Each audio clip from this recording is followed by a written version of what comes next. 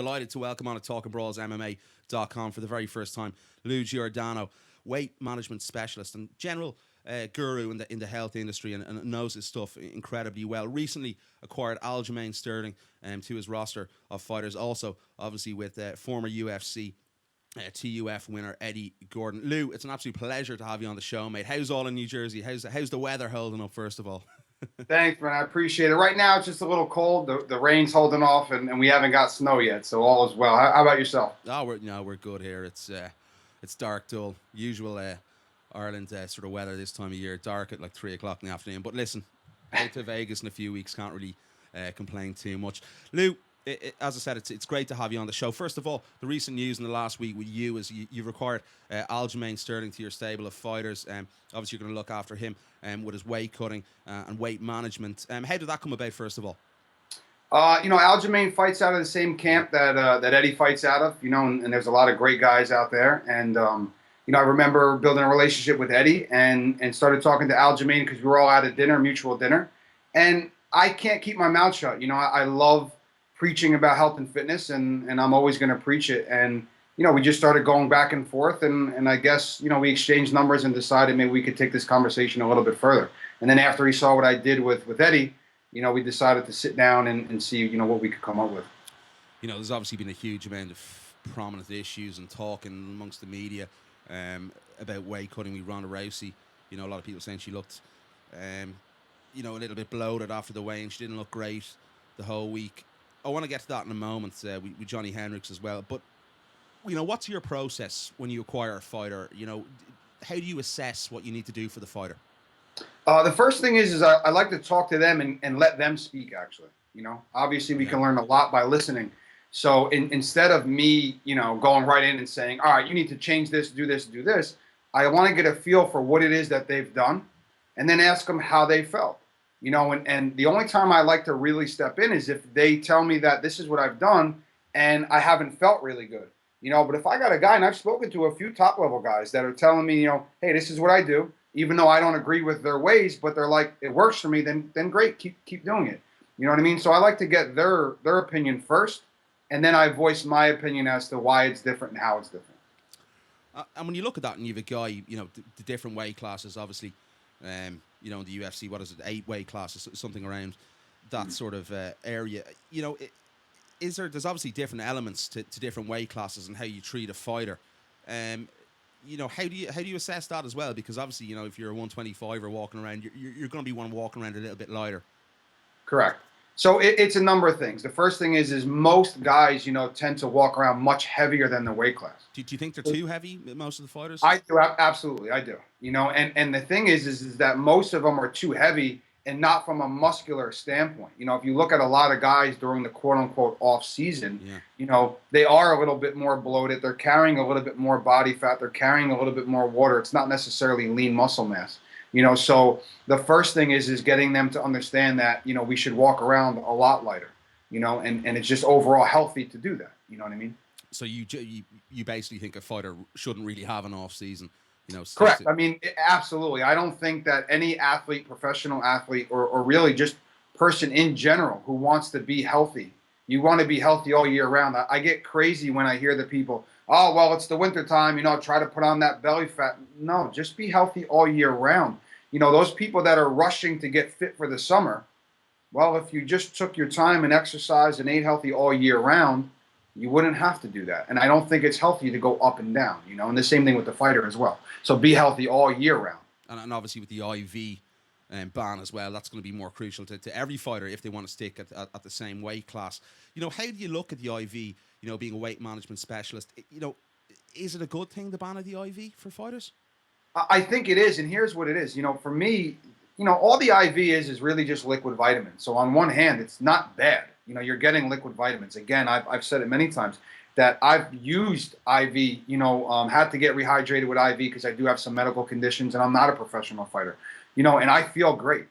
But when you link the two together, that the reason they're using it is because they just went through an extreme weight cut, then for me, that's when it's not a good thing. You shouldn't need to go to drastic measures to rehydrate. So I think it's a good thing that it's banned because it'll force fighters to be healthy all year round. And we look at guys, Johny Hendricks obviously recently against Tyron Woodley. We saw, what happened to Johnny. He kidney stones, all those problems. We're going to get a lot of guys, pushing to try and stay at that weight class. Correct. Without the IV. Are we going to get to a stage where it's going to be detrimental? We're going to see a lot more guys, in Johnny's situation, not making fight time? You know what? It's scary because I think yes, because here's the sad reality is, especially when you're talking about the UFC, these guys are supposed to be professionals, and Johnny is certainly a world-class professional, both inside and outside the cage, and the problem is that when you're a professional and you push yourself to the limit, you're willing to do whatever it takes. That's who you are as a person, but you don't realize how much damage you're actually doing internally until sometimes it becomes too late. Like in Johnny's case, I think that was a great wake-up call, where there was no necessarily permanent damage, but it was the wake-up call to say, hey, maybe there is a different way of doing this. So on one hand, I think it's going to be scary because you will get guys who are trying to push the limit, and hopefully enough publicity, like guys like yourself that are talking about it. Like you said, think about how long the UFC's been around. Weight cutting's been around since the 20s, and we're just talking about it now in the end of 2015. It's crazy. So it's exactly, it's crazy. So it needs to get more media, more publicity, and hopefully these young guys and even the veterans will start saying, hey, you know what, let's be healthier and let's protect ourselves. And another thing as well, I don't think's often talked about enough as well. The damage the extreme weight cutting does to guys brains as well, which is it's a very serious problem. What is the effect on the brain for a fighter who cuts an extreme amount of weight? So these are my thoughts. I'm by no means a medical doctor, although I like to think that I am at times, but I certainly don't pretend to be something I'm not. So, I do have a degree in exercise science and a weight management specialist, but I'm not a doctor. But I do know this, that anytime, food has a drastic effect on our hormones in our body. And a lot of people don't know that. A lot of people don't understand that. And when you start doing extreme weight cutting, dehydration, you're messing with all the body's natural ability to process and function. And when you keep doing that time and time again, eventually things are just not going to work properly. It's like take any kind of a machine, keep breaking it down and rebuilding it, breaking it down and rebuilding it. But you're not rebuilding it by improving it. You're just breaking it down and then rebuilding it. Sooner or later, that machine's just not going to be as effective. So you're absolutely going to have long-term damage, kidney failure, things that just aren't firing the way that they should. Do you think guys, fighters are going to be intelligent enough to know to move the weight class instead of having that drastic cut on their body sometimes? Do you expect ultimately to see a drastic shift and move of fighters to different weight divisions?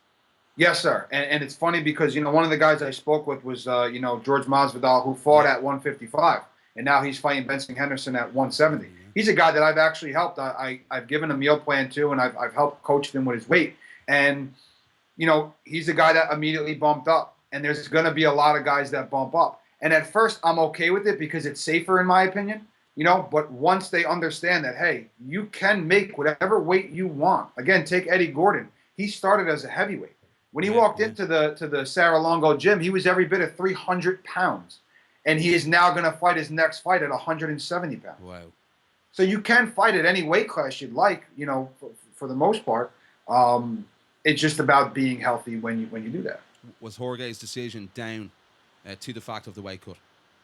I think it had to do with, not being able to use IV to rehydrate. And again, that's the thing, you're going to get a lot of guys that are used to doing it their way. Again, I'm a wrestler. I've been wrestling since I'm 10.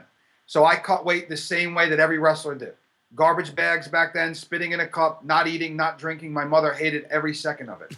And then when I went to school and got educated, I was like, oh, wow, there really is a different way about doing this. And then you get into the UFC, and all these professionals are still doing it the same way we did it 20 years ago. So it absolutely, I think it had to do with that, plus not being able to use the IV as well. It just makes them nervous, and it's going to be tough to convince them that, hey, you can do it a different way when they've done it their whole life that way. Do you think it's going to take these guys, one fight camp without an IV, the guys that use an IV, to really realize that and to, possibly move up a weight class? I think so, because they're not going to feel the same. And I think a part of that had to do with Ronda as well. That was her first fight without the use of IV. So it's one of those things. It's like raising a kid. Every once in a while, you have to let the kid fall just so he understands what it's like to say, hey, maybe you don't want to do that anymore. And we look at Ronda. You just mentioned Ronda there. I got the impression, the way, and we know how much weight Ronda cuts, but she looked really bloated to me.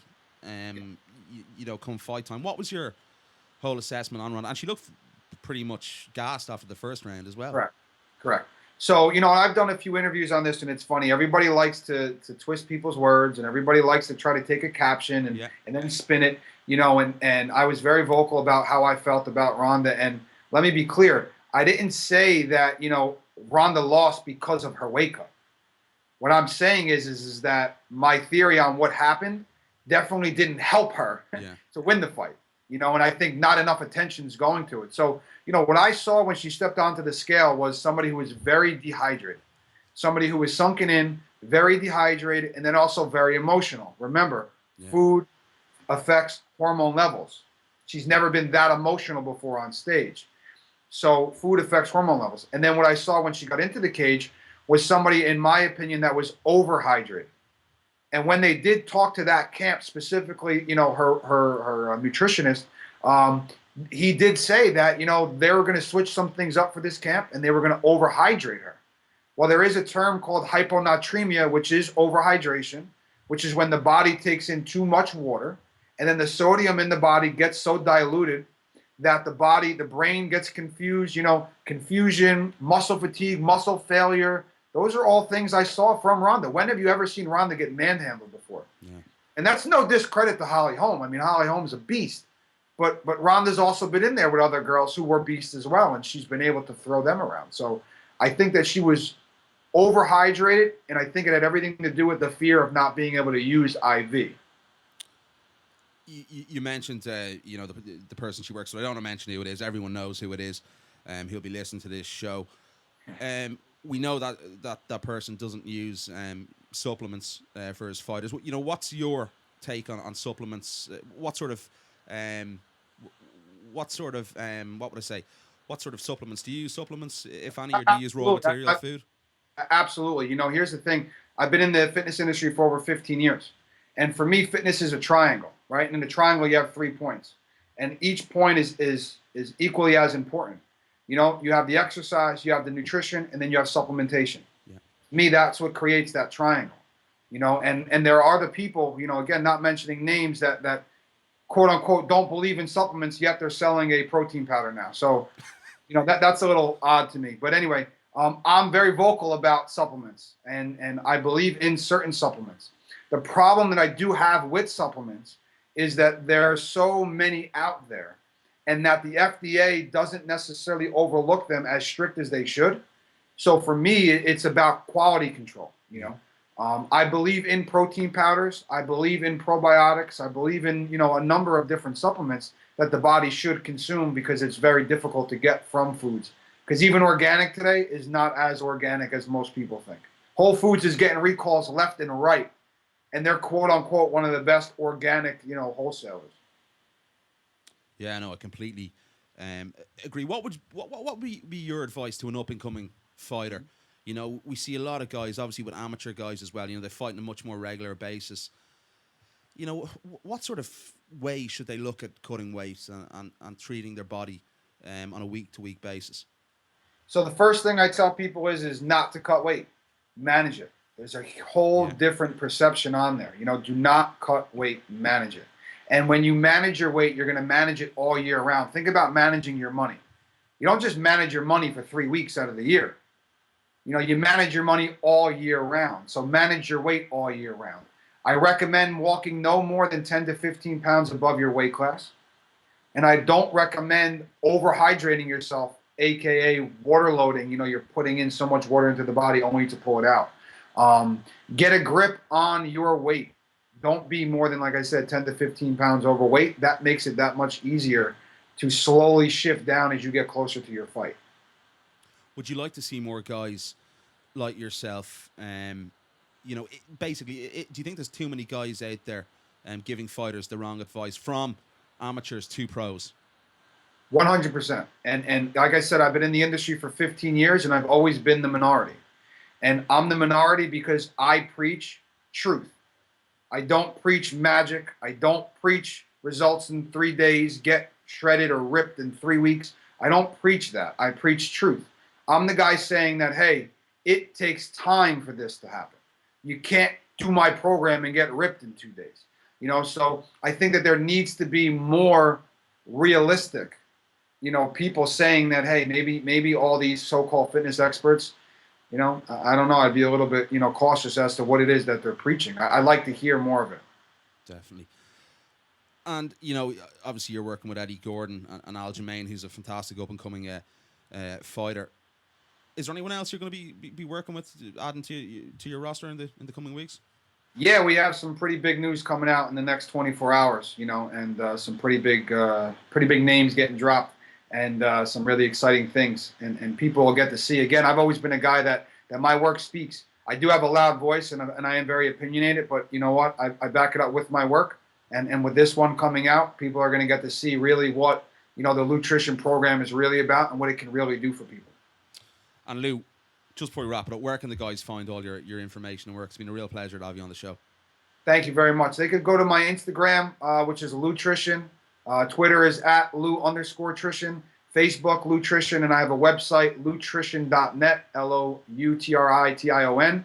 And I do actually own a supplement company, which is very exciting. Because like I said, I've been in that industry for so long. And it's finally nice to be able to put my name on a product that is very clean, very good, very safe, and very effective. And that's Nutrition Supplements, NUE, nutritionsupplements.com. You can check them out as well.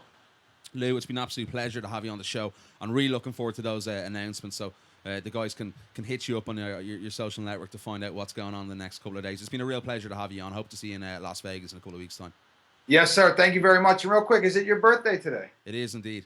All right, man. Happy birthday, man. Cheers. Cheers. Really appreciate it. Thank you, boss.